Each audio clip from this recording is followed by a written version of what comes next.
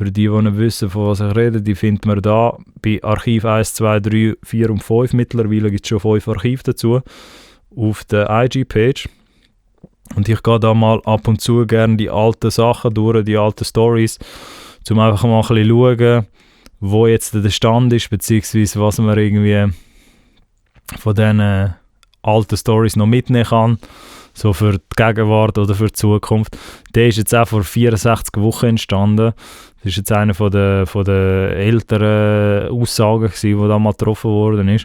Da ist gesagt worden, hört auf, eure eigene Musikkultur auf euren Verses zu trashen oder eure Persönlichkeit zu schmälern, weil ihr das Gefühl habt, so ein forciertes Understatement kommt besser an bei den Schweizer Musikhörern. So eine Opfermentalität, und Opfermentalität noch rot gefärbt, ist einer der Hauptgründe, wieso die Konsumenten Schweizer Musik nicht so ernst nehmen. Überlegt, was ihr für Wörter und Punchlines in die Welt veröffentlicht. Die falsche Energie und Botschaften kann man nicht mehr so schnell korrigieren. Es ist jetzt auch schon ein Zeitchen her, über ein Jahr, wo ich das mal gebracht habe. Aber ich würde meinen, das hat sich auch verbessert. Also es hat sich auch verbessert mit der Zeit jetzt. In gewissen Genres werdet ihr sehen, dass das natürlich immer noch passiert. Im Hip-Hop passiert das teilweise noch, dass man halt ganz, ganz neue Künstler und Künstlerinnen, also so Newcomer, Leute auf Newcomer-Level sieht, die dann vielleicht 1, 2 Songs haben. Dann mit dem zweiten Song versuchen sie halt dann immer das, was alles schon war, bis zu dem Punkt, irgendwie zu trashen. Ob das jetzt in einer Strophe ist, eben in einem Verse, wie wir da gesagt haben, versucht man irgendwie alles zunichte zu machen, was andere gesagt haben, indem man jetzt so Lines bringt wie alle da sind wack und ich bin jetzt da der Retter oder die Retterin von der Musikgenre. Oder halt, das Schweizer Musik kann man nicht hören, ist alles Trash, ich zeige euch jetzt, wie man das macht. Und zudem habe ich schon eine ganze Episode gemacht zu der Musikkultur, die ich da irgendwo verlinke. Aber ja, die Leute achten vielleicht ein bisschen mehr darauf, würde ich meinen, gewisse andere wiederum nicht, dass es nicht mehr das Zerstörerische ist dahinter. Weil das die Selbstzerstörung, sage ich mal, dass du nicht nur dass du halt in so eine Strophe kommst und jetzt irgendwie sagst, das ist alles ein Scheiß da aussen, auf gut Deutsch gesagt. Ich gehe das jetzt mal korrigieren. Ich glaube, die Attitüde hat man jetzt vielleicht ein bisschen gemerkt, muss gar nicht mehr sein. So, also du kannst jetzt einfach versuchen, mit Qualität zu glänzen, sage ich jetzt einmal. Und das werden dann die Leute bewusst oder unbewusst werden das die Leute dann schon verstehen. Ob man jetzt halt Songs hat, die qualitativ halt stärker sind als andere. Ich glaube nicht wegen dem, dass du musst ein ganzes Genre oder eine ganze Musikkultur in Mitleidenschaft ziehen, sprich kaputt machen, indem du etwas Neues aufbauen kannst. Man kann halt das, was schon da ist, bestehend, kann man darauf aufbauen. Man muss irgendwie nichts kaputt machen, habe ich so das Gefühl. Ein ähnlicher Approach gilt auch für den Podcast, finde ich. Dass ich ja schon mit Aspekten, also sagen wir mit Punkten, die schon in der Musikindustrie oder im System schon existieren, schaffe ich ja und versuche gewisse Sachen vielleicht aus einem anderen Licht ein bisschen zu erklären oder dass man ein bisschen 2, 3 verschiedene Perspektiven hat. Aber ich finde, so sollte man auch oder könnte man auch mit der Musikkultur umgehen, dass man sagt, okay, wir nehmen jetzt den Style irgendeinem Genre oder irgendeiner Phase von der Schweizer Musikkultur, wenn einem denen gefällt und ihr seid da jetzt ein junger Musikschaffender oder eine Musikschaffende, die jetzt zuschaut und findet, ich will jetzt alles auf den Kopf stellen, dann haltet euch natürlich auch niemand auf und könnt ihr ja auch neue Songs bringen und das wird sich dann schon regulieren, sage ich jetzt einmal, dass die Leute das auch finden, weil Qualität oftmals, also ich will jetzt nicht so blind optimistisch sein, aber oftmals erkennen das die Konsumenten da draussen, die Hörer und Hörerinnen, wenn halt etwas qualitativ stärker ist als das andere und für das muss man halt dann auch nicht eben, wenn man jetzt irgendeinem Genre ist, ob das jetzt im Hip-Hop ist oder auch in anderen Genres, muss man jetzt auch nicht irgendwelche Songs darauf eingehen, ins Gefühl, und alles wollen ficken. So, vielleicht bleibe ich das nachher wegen YouTube, weil sie mir dann irgendwann im Algorithmus das kaputt machen.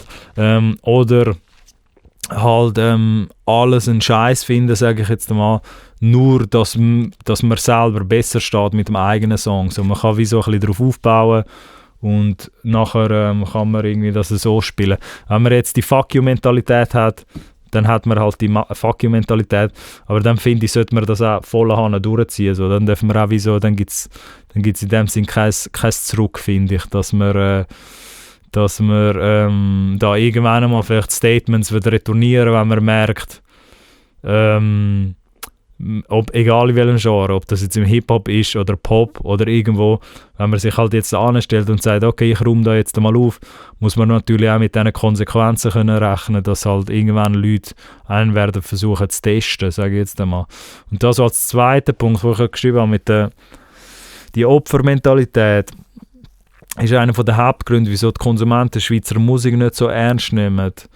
Das geht so ein bisschen Hand in Hand. Das ist aber jetzt weniger vielleicht auch das Trashen. Also es geht natürlich auch dort rein. Wenn man natürlich immer auch selber als Konsument, als Künstler, als Musikschaffender sagt, Schweizer Musik ist Trash, sagen wir, das wäre jetzt Statement, dann muss man sich auch nicht wundern, dass die Konsumenten um dich herum, also das Umfeld zum Beispiel, wo würde Musik hören, wo auch privat vielleicht Musik hört, oder Freunde, Freundinnen, Kollegen, Kolleginnen im Umkreis oder jetzt halt in der Stadt oder so, im näheren Umkreis. Wenn man halt selber das alles trashy findet und man findet dort nichts Gutes dran, man kann das irgendwie wie so nicht optimistisch anschauen, die Schweizer Musikkultur aus Künstlerperspektive, und versucht das alles nur abzureden und in die Negativität zu ziehen, dann muss man sich auch nicht wundern, dass die Energie natürlich irgendwann einmal irgendwann einmal auf Konsumenten auch übergeht. Und das ist in der Vergangenheit auch passiert, denke ich. Weil halt gewisse aus den neuen Generationen, die jetzt da vielleicht wieder zuschauen beim Cola-Podcast, wo sich da der Kreis schließt, die nehmen das jetzt vielleicht ernster und merken dann wiederum, okay, es bringt nichts, wenn wir das alles trashen. Weil so glauben uns die Konsumenten auch nie, beziehungsweise machen auch nie mit bei diesem Spiel. Darum glaube ich, ist das jetzt für die Zukunft, es geht halt eben so zweierlei mit der Opfermentalität. Es geht halt in die Richtung, dass man halt das anfängt trashen tut, also die eigene Schweizer Musikkultur, sage ich jetzt einmal, als Musikschaffende, und dass das die Konsumenten könnten übernehmen, die Botschaft, und mit dem muss man eben ein bisschen aufpassen. Denke ich aber, wird jetzt auch nicht mehr so viel gemacht. Jetzt zu dem Zeitpunkt, wo ihr das Video seht, oder hoffentlich auch in der Zukunft, wird das immer weniger gemacht, weil halt die Qualität auch immer weiter rauf wird gehen. Und das Zweite mit dieser Opfermentalität, Achtung, und zu dem gibt es eine ganze Episode noch, die verlinke ich vielleicht auch noch irgendwo, aber das habe ich auch mal auseinandergenommen, weil dort das auch kann sein, dass deine Innenwahrnehmung von musikschaffender Perspektive, dass man sich auch so ein bisschen als das Lämmli, als das Opfer irgendwie anschaut, wo findet, ja, niemand wird halt meine Musik hören und überhaupt, das ist mega anstrengend, mit Schweizer Musik irgendwie da irgendetwas auf die Beine zu stellen, dass diese Opfermentalität, wir nennen sie jetzt einfach so, ich weiss, das ist sehr hart ausgedrückt mit Opfermentalität so, aber dass die Mentalität auch dazu führen kann, also ich sage mal, die negative Wahrnehmung von dir selber, so wie man sich selber sieht als Musikschaffender, dass wenn man das zu laut ausspricht die ganze Zeit, dass die Opfermentalität sozusagen, also ich nenne sie jetzt einfach mal so, weil mir kein anderer Begriff dazu einfällt, der so treffend ist, dass das auch abfärben kann auf deine Hörer und Hörerinnen, also auf deine Supporter, und dass das abfärbt und die das dann auch nicht als so ernst können anschauen, dann irgendwann einmal so. Also das ist eine der Gefahren. Es muss nicht heißen, dass es so passiert, aber ich würde sagen, glaubt ein bisschen mehr an euch. Oder nicht nur ein bisschen, glaubt auch an euch. Es soll jetzt nicht so corny tönen oder jetzt, weil es so schön da reinpasst, aber ihr müsst schon so ein gewisses Urvertrauen haben zu euch selber, dass ihr selbstsicher genug auch auftreten könnt.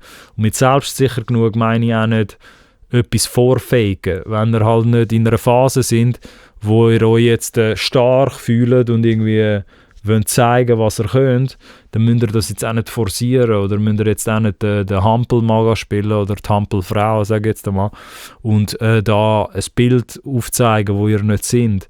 Aber vieles von dem, wenn es darum geht, wie der Konsument auf euch reagiert, also der Hörer oder der Fan oder der Supporter, wie auch immer ihr die Leute nennen wollt, hat mega damit zu tun, was ihr halt ausstrahlt. Und das ist halt das ist halt sehr schwierig fassbar, ich weiß schon, aber das geht halt in das alles rein, wieso ich halt dann auch den Begriff Opfermentalität da im YouTube-Channel schon mal verwendet habe, in gewissen Episoden, weil halt gewisse Künstler und Künstlerinnen da draussen, neu, wieso nicht richtig mit beiden Beinen dort stehen und halt sagen, ja, ich mache jetzt halt Musik und jetzt, so, was wollt ihr dagegen machen? Und das ist jetzt ein bisschen andere Energie, als wenn dich halt jemand fragen und fragt dich, ja, machst du irgendetwas, was machst denn du noch nebenbei? Und dann sagst du, ja, ich mache Musik. Versteht ihr? So, dass man sich halt irgendwie verstecken muss. Und ich habe das Gefühl, jetzt für die nächste Zeit, ich weiss jetzt nicht, wieso man in diesen nächsten Jahren sich irgendwie da noch gross würde müssen verstecken oder sollte verstecken. Ich finde, wenn man jetzt Musik macht oder ihr jetzt, vor allem die Jungen, die dazu schauen, dann geht auch erhobenen Hauptes, sage ich jetzt einmal, voran und geht auch selbstsicher an die Sache an. Weil dann kaufen euch die Konsumenten da draussen, die Streaming-User kaufen euch das auch mehr ab. Und das hört man ultimativ auch in der Musik, würde ich jetzt einmal sagen.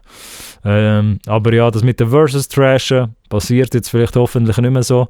Schauen wir jetzt mal in der Zukunft, geben wir der Episode nachher nochmal etwa 50 Wochen, nachher schaut man sich das nochmal an. Und ich finde jetzt viele, die da mit dem Cola-Podcast schon mal zu tun haben oder Zuschauer sind oder mit denen ich schon mal geredet habe von der neuen Generation, die wirken auch immer mehr so, als wüssten sie schon relativ früh, was sie machen wollen.